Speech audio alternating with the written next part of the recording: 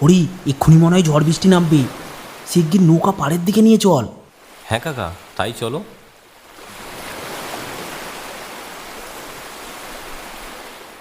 হরি ছোটবেলায় বাবা মাকে হারিয়েছে। তার কাকা হরেনের কাছেই কোলে পিঠে মানুষ হয়েছে হরি। কাকা সংসার ধর্ম করেননি, তাই তার সবটাই এখন হরি। হরিকে তার কাকা বড্ড ভালোবাসে। হরেন পেশায় জেলে, নদীতে মাছ ধরেই সংসার চলতো তাদের। হরিও তার কাকার সাথে নদীতে মাছ ধরতে যেত।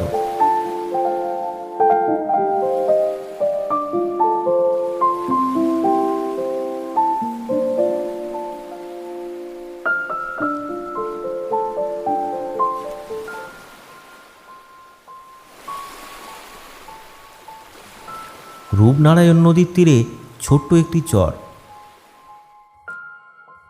তার পাশেই একটা গ্রাম বকুলপুর। এখানের অধিকাংশ লোকই জেলে, নদীর মাছ ধরেই জীবিকা নির্বাহ করে।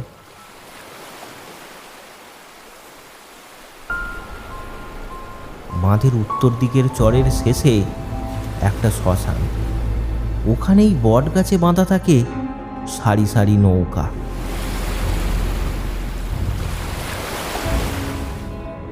নদীর মাছ ধরে আর চরে চাষবাস করে খুব সুখেই দিন কাটছিল বকুলপুর গ্রামের বাসিন্দাদের।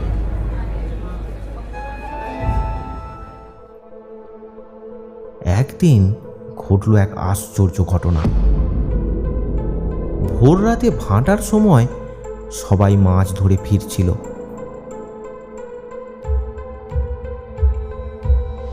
ওই শ্মশানের কাছে নৌকা বাঁধতে গিয়ে দেখা গেল নদীর পাড়ে একটা মৃতদেহ পড়ে আছে।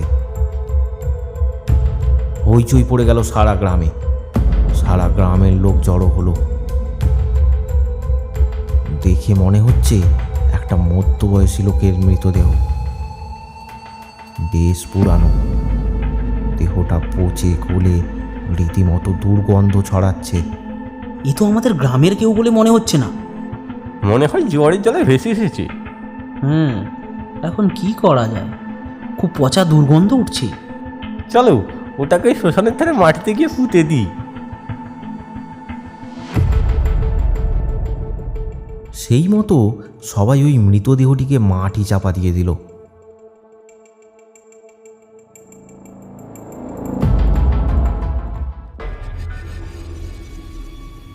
তারপর থেকেই গ্রামে সব অদ্ভুত ঘটনা ঘটতে লাগলো। মাছ ধরে পাড়ে ফিরে নৌকা মারতে গিয়ে দেখা যায় ঝুড়িতে একটাও মাছ নেই, সব মাছ উধাও।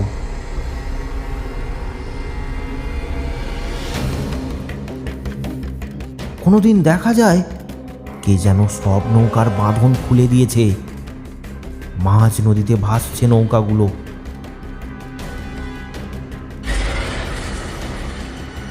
রাত্রে ওই শ্মশানের কাছে কাকে ঘোরাঘুরি করতে দেখা যায়। সারা গ্রাম আতঙ্কিত হয়ে উঠল। এখন রাত্রে আর কেউ একা একা নৌকা নিয়ে নদীতে মাছ ধরতে যেতে সাহস পায় না।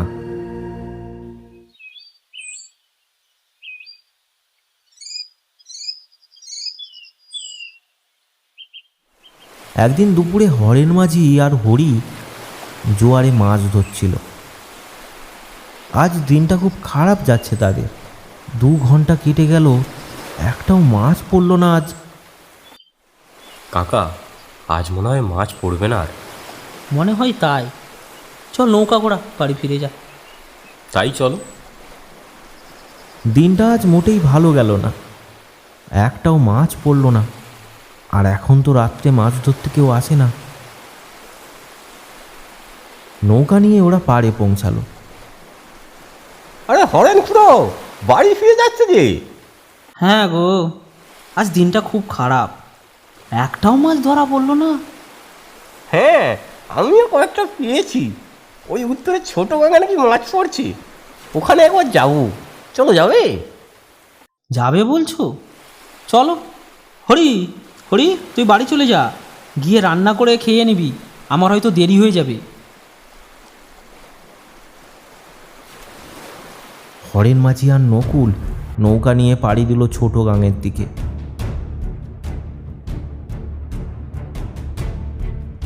সূর্য তখন মধ্য গগনে, খাঁ খাঁ করছে রোদ্দুর। হরি বাড়ির দিকে রওনা দিল। শ্মশানের কাছটা বট গাছের ছায়ায় দিনের বেলাতেই যেন অন্ধকার। চারিদিকটা একদম নির্জন, নিস্তব্ধ। হরি আপন মনে হেঁটে চলেছে।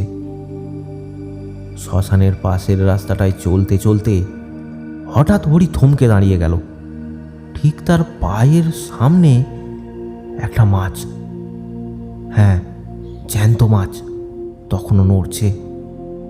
হরি মনে ভাবল কেউ মাছ ধরে নিয়ে যাওয়ার সময় তার ঝুড়ি থেকে হয়তো পড়ে গেছে। ভগবান সব দেখতে পান, আজ একটা মাছ পড়েনি বলে আমার ভাগ্যে মাছ জগিয়ে দিলেন। মাছ ভাজা আর গরম ভাতের সাথে খুব জমবে।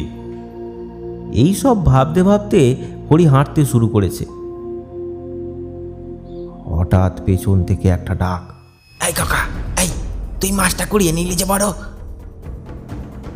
এটা আমার মাছ, আমাকে দে। তোমার মাছ তাহলে এখানে পড়ে গেল? হ্যাঁ, আমার মাছ পড়ে গিয়েছে ওখানে। আমাকে ছোট পেয়ে খুব মিথ্যে বলছো। তোমাকে তো আগে কখনো আমাদের এখানে দেখিনি। না, আমি এখানের লোক না। তাই আমাকে বাচ্চা পেয়ে ঠকিয়ে মাছটা নেবে? না না না না, ওটা আমার মাছ, আমায় দে দে। যাও যাও, নদীতে গিয়ে মাছ ধরে নাও। কত শখ, মাছ নেবে? হরি মনের আনন্দে নাচতে নাচতে মাছটা নিয়ে বাড়ি ফিরল।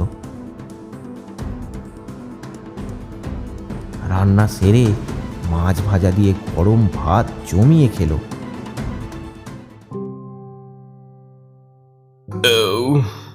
আহা, খাওয়াটা জোরদার হলো।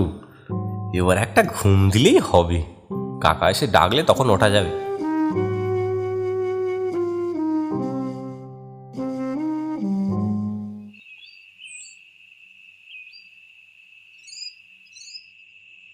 বিকেল গড়িয়ে সন্ধ্যা হয়।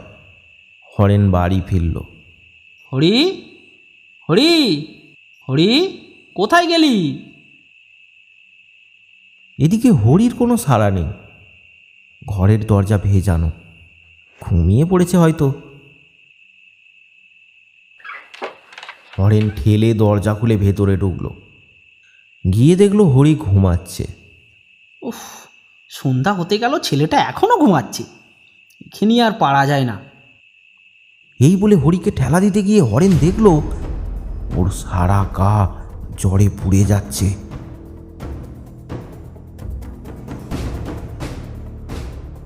হরেন ছুটে গিয়ে কবিরাজকে ডেকে আনলো।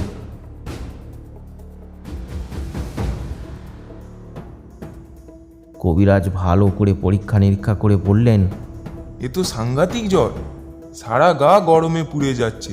সারাদিন জলে জলে মাছ ধরেছে নাকি? না না, ও তো দুপুরে বাড়িতেই ছিল। ঠিক আছে, এই ঔষধটা রাখো, 2 ঘন্টা ছাড়া ছাড়া খাওয়াবে। জ্বর না কমলে কাল একবার খবর দিও। এই বলে কবিরাজ মশাই চলে গেলেন।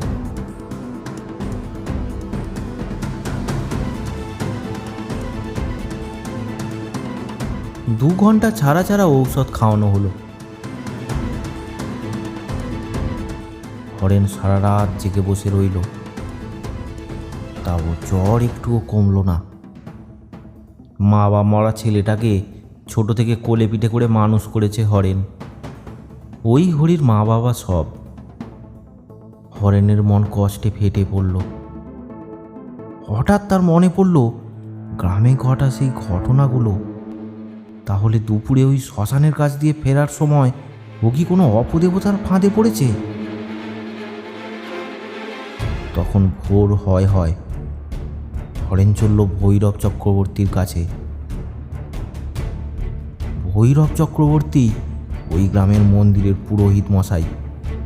তিনি ছোটোখাটো তন্ত্রমন্ত্র, ওঝা গুনিনের কাজকর্ম জানেন। খুবই সজ্জন মানুষ।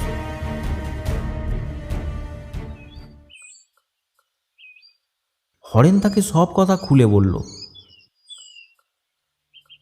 সব শুনে চক্রবর্তী মশাই বললেন, চিন্তা করো না হরেন, সকাল তো হয়েই এলো। আমি মন্দিরে যাব, মায়ের সেবা দিয়েই তোমার বাড়ি আসছি। তুমি বাড়ি ফিরে যাও। হরিকে একা ফেলে আসা তোমার মোটেই ঠিক হয়নি। চক্রবর্তী মশাইয়ের কথা মতো হরেন দ্রুত বাড়ির দিকে রওনা দিল। ফিরে এসে হরির পাশে বসে অপেক্ষা করতে লাগলো চক্রবর্তী মশাইয়ের। কিছুক্ষণ পরেই তিনি উপস্থিত হলেন। হরেন, হরেন, বাইরে এসো। আসুন আসুন, ভেতরে আসুন। চক্রবর্তী মশাই ভেতরে গেলেন। ভালো করে দেখে বললেন, তুমি যা ভেবেছিলে তাই, হাওয়া বাতাস। তবে চিন্তা করো না, মায়ের ঘটের জল এনেছি, এটা ওর সারা গায়ে বুলিয়ে দিলেই সব ঠিক হয়ে যাবে। এই বলে চক্রবর্তী মশাই ঘটি থেকে জল নিয়ে হরির মাথায় হাত বুলিয়ে দিলেন। আশ্চর্য কাণ্ড! হরি চোখ খুলে তাকালো, জ্বর নিমেষে হাওয়া হয়ে গেল। হরি উঠে বসলো। বাবা হরি, তুমি কোথায় গিয়েছিলে? কোনো অঘটন ঘটেছিল কাল? হ্যাঁ ঠাকুর মশাই, আমি দুপুরে শ্মশানের ওখান থেকে বাড়ি ফিরছিলাম। সব ঘটনাটা খুলে বলল। সব ব্যাপারটা শুনে চক্রবর্তী মশাই বললেন, তোমার কাজটা কিন্তু ঠিক হয়নি। এখানে ওখানে দিনে দুপুরে শুকনো টাঙায় মাছ পড়ে আছে, আর তুমি তা কুড়িয়ে নিলে, তাও ওই শ্মশানের কাছে। তুমি জানো না কদিন ধরে গ্রামে কি সব কাণ্ড চলছে? তাহলে এখন কি উপায়? ওর খুব দৃষ্টি পড়েছে এর ওপর। মাছটা হয়তো তারই আহার ছিল, এখন সে তো আর এর পিছু ছাড়বে না। আপনি কিছু একটা করুন। আমি সামান্য একজন মায়ের পূজারী, আমার কোনো ক্ষমতাই নেই ওর সঙ্গে মোকাবিলা করার। আমি কয়েকবার চেষ্টা করেছি, রাত্রে ওই শ্মশানেও গেছি, কিন্তু আমার দ্বারা ওকে হারানো শক্ত। আমাদের গ্রামে আগে তো এমন ছিল না, কি করে এসব হচ্ছে? আমিও তো সেটাই বুঝতে পারছি না। এখন কি উপায়, কি করব কিছু বলুন। তুমি বিকেলে গ্রামের কয়েকজনকে নিয়ে গ্রামের ওই বটতলায় এসো, একটা আলোচনা করে দেখা যাক। আর এই গীতাটা নাও, হরির কাছে রেখে দিও, তাহলে ও আর হরির কাছে ঘেঁষতে পারবে না। চক্রবর্তী মশাইয়ের কথা মতো বিকালে সবাই এসে উপস্থিত হলো গ্রামের বটতলায়। গ্রামে ভূতের উপদ্রব তো তোমরা সবাই শুনেছ, এর একটা প্রতিকার করার জন্যই আজকে এই সভা। আপনি কিছু একটা করুন চক্রবর্তী মশাই, আমাদের সারা গ্রাম একই অভিশাপের শিকার হলো। এর সমাধান আমার কাছে নেই। তাহলে কি আমরা ছেলেপুলে নিয়ে না খেয়ে মারা পড়বো? রাতে নদীতে যাওয়া যায় না, দিনে ভালো মাছ পড়ে না, কি করবো আমরা? একটা উপায় আছে। মহাদেব মহারাজ আমার গুরুদেব, তবে আমার ওপর উনি অসন্তুষ্ট, তাই আমি তার কাছে যাইনি।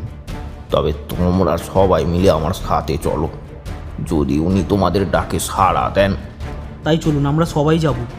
ঠিক আছে, হরেন, সহদেব, নকুল আর আমি কাল সকালে রওনা দেব।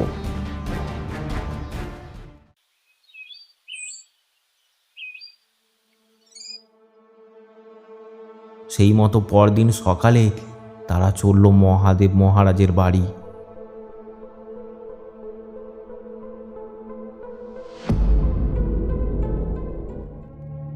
দীর্ঘকায় চেহারা, পরনে লাল বস্ত্র, কপালে তিলক, হাতে রুদ্রাক্ষের মালা।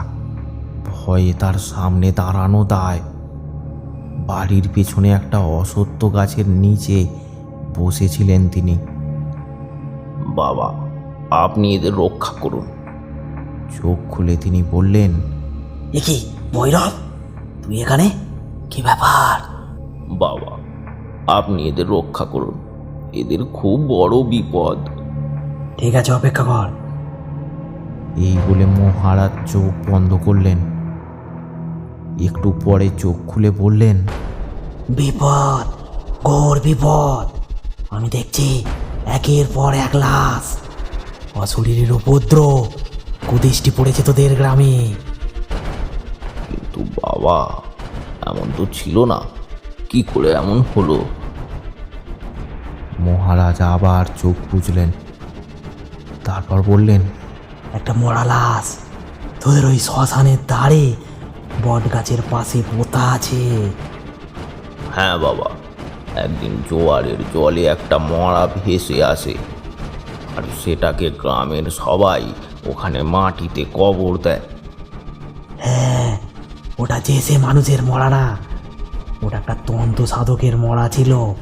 ওই মাটিতে তার দেহ পড়েছে, তাই সে ওখানেই আস্তানা নিয়েছে, ওই বট গাছেই বাসা বেঁধেছে। ওটা একটা দিশেহারা অতৃপ্ত আত্মা, একে একে গোটা গ্রামকে শেষ করবে ও। বাবা, আপনি চলুন, আমাদের গ্রামটাকে বাঁচান। 7 দিন পর কৃষ্ণ চতুর্দশী, ওই দিন ওই আত্মাকে বন্দি করতে হবে। তা না হলে পরের দিন পূর্ণিমা কেটে গেলে ওর শক্তি আরও বেড়ে যাবে, তখন একে ওকে ধরে মারবে। তাহলে মহারাজ কি কি লাগবে বলুন, আমরা ব্যবস্থা করে রাখবো। আরে আরে দাঁড়াও, একটা সমস্যা আছে। কাল আমি আমার গরুর বাৎসরিক কাজে হরিদ্বার যাব, ফিরতে অন্তত আমার দিন পরেরও লাগবে। বাবা বাঁচান, পরের কৃষ্ণ চতুর্দশীতে তো মনে হয় সারা গ্রাম শূন্য হয়ে যাবে। বাবা, কোনো কি উপায় নেই গ্রামটাকে রক্ষা করার? একটা উপায় আছে, কিন্তু সেটা খুব শক্ত। পারবি? বলুন কি উপায়? আমি ফিরে না আসা পর্যন্ত ওই আত্মাকে বন্দি করার একটা উপায় আছে। কৃষ্ণ চতুর্দশীর রাতে ওই শ্মশানে গিয়ে কেউ যদি ওই বট গাছে একটা লোহার পেরেক পুঁতে দিয়ে আসতে পারে, তাহলে ওই আত্মা ওই বট গাছেই বন্দি থাকবে। তারপর আমি ফিরে পরের কৃষ্ণ চতুর্দশীর রাতে ওই আত্মা সদ্গতি করে দেব। কিন্তু এই কাজে খুব বিপদ, প্রাণ সংশয় হতে পারে। পারবে তোমরা? পারবে? যদি না পারি? না পারলে এখন একটাই উপায়, ওই শ্মশানের কাছে কেউ যাবে না, আর সন্ধ্যার পর কেউ বাড়ি থেকে বেরোবে না, সবাই বাড়িতে বন্দি হয়ে থাকবে। তাছাড়া আর কোনো উপায় নেই। হরেন, তোর ভাইপোকে চোখে চোখে রাখবি, ওর ওপরে আত্মার কুদৃষ্টি পড়েছে, ওকে চোখে চোখে রাখিস, ওর ঘোর বিপদ আসছে।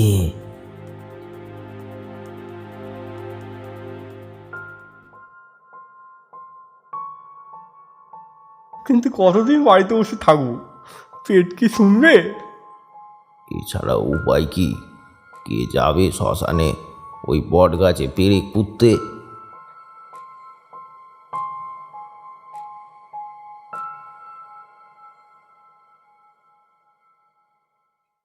সারা গ্রাম এখন ভয়ে ছিটকে রয়েছে, কেউ আর নদীর ধারের শ্মশানের দিকে যায় না।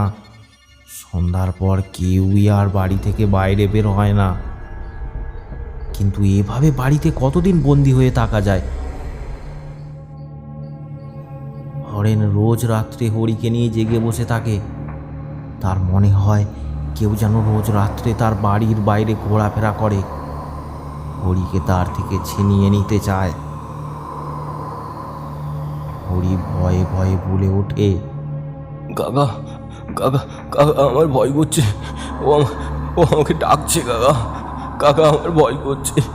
না বাবা, আমি থাকতে তোমাকে কেউ নিয়ে যেতে পারবে না।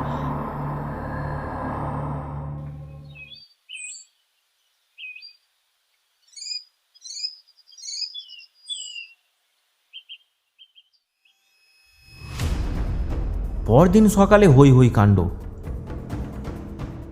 নকুল জেলের বছর 20 ছেলে গণেশ পাশের গ্রামে মামার বাড়ি থেকে চাল নিয়ে ফিরছিল ওই নদীর বাঁধ ধরে।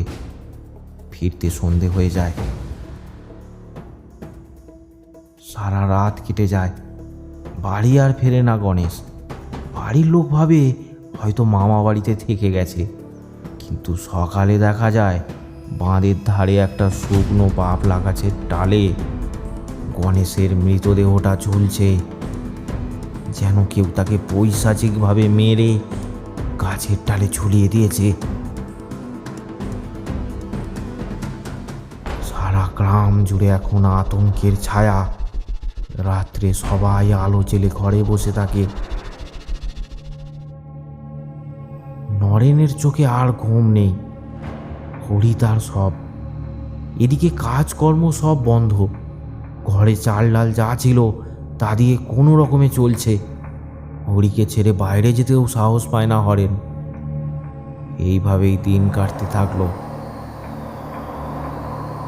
ধীরে ধীরে গ্রামে ভূতের আতঙ্ক বাড়তেই থাকে।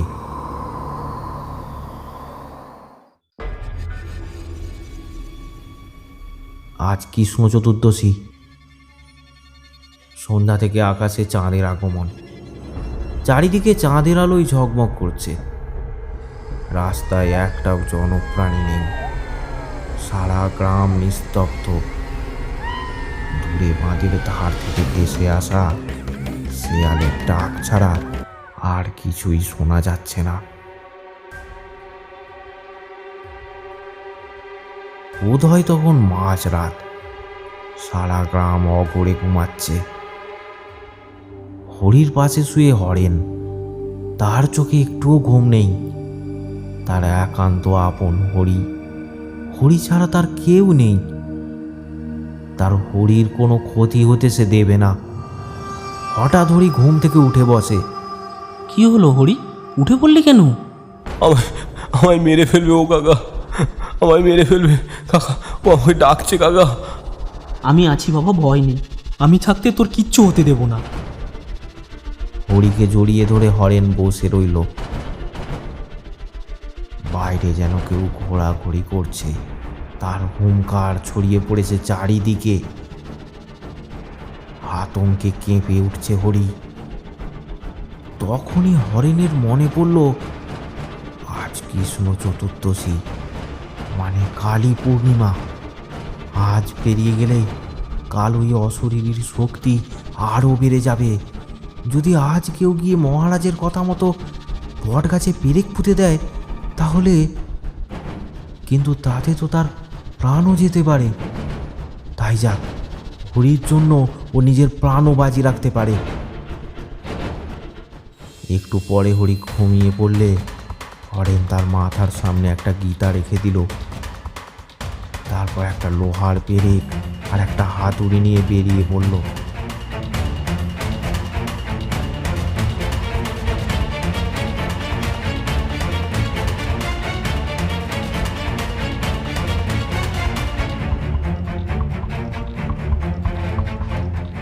চাঁদের আলোয় চারিদিক স্পষ্ট দেখা যাচ্ছে। পথ চলতে কোনো অসুবিধা হচ্ছে না হরেনের। মনে তার আজ একটুও ভয় নেই। সেসব জেনে বুঝেই নিজের প্রাণের বলিদান দিতে যাচ্ছে।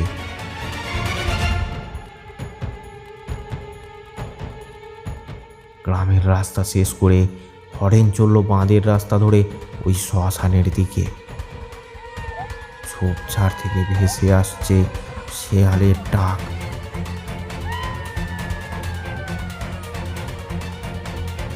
বাঁধ থেকে নেমেই কিছুটা দূরে সেই শ্মশান, সেই বট গাছ। হরেন এগিয়ে গিয়ে পৌঁছালো শ্মশানে। গাছের ছায়াতে চারিদিক অন্ধকার। এবার যেন হরেনের বুকটা কেঁপে উঠল ভয়ে। তবুও সে পিছু হরল না। এমন সময় হঠাৎ করে তার সামনে এসে দাঁড়ালো এক ছায়ামূর্তি। আর রক্ত হাসিতে কেঁপে উঠল চারিদিক।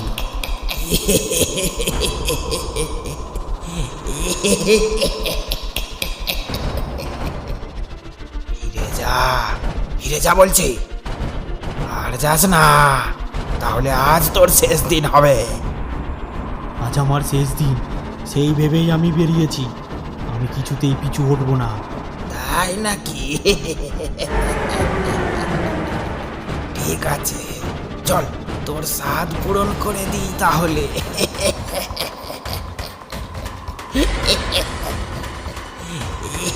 বলে ছায়া মূর্তিটি হাসতে হাসতে হরিণের একদম কাছে চলে এসেছে। এমন সময় কোথা থেকে সামনে এসে দাঁড়ালো চক্রবর্তী মশাই। তুই আবার এসেছিস? তোর এখনো শিক্ষা হলো না? জীবনে মরণে তোকে আমি কোথাও ছাড়বো না। দেখি এখনো কত শক্তি আছে তোর মধ্যে। আয় আয়। সাথে সাথে ছায়া মূর্তিটি চক্রবর্তী মশাইকে টেনে নিয়ে চলে গেল। দূর থেকে চক্রবর্তী মশাইয়ের আওয়াজ ভেসে আসছে, হরেন তুমি কাজটা সম্পন্ন করো, তাড়াতাড়ি করো হরেন। হঠাৎ যেন হরেন স্তম্ভিত ফিরে পেল। সে তাড়াতাড়ি বট গাছের কাছে গেল,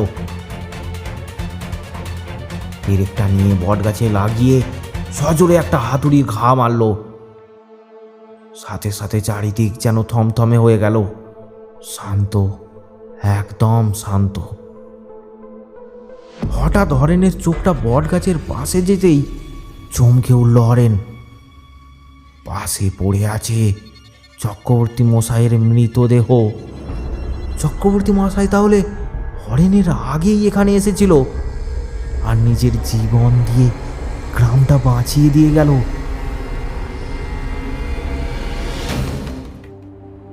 হরেন গ্রামে ফিরে লোকজন সবাইকে খবর দিল। চক্রবর্তী মশাইয়ের দেহ সৎকারের কাজ সম্পন্ন হলো। তারপর থেকে আর ওই অশরীরীর উপদ্রব দেখা যায় না। মহাদেব মহারাজের আর আসার প্রয়োজন হয়নি। আরও ভয়ানক গল্প পেতে আমাদের চ্যানেলটি সাবস্ক্রাইব করুন আর বেল নোটিফিকেশানটি অন করে দিন। আর কমেন্ট করে জানাতে ভুলবেন না গল্পটি আপনাদের কেমন লাগলো। কমেন্ট বক্স থেকে আমাদের কিছু পছন্দের কমেন্ট আমরা তুলে ধরবো পরের গল্পের শুরুতে। কমেন্ট করে পাশে থাকুন।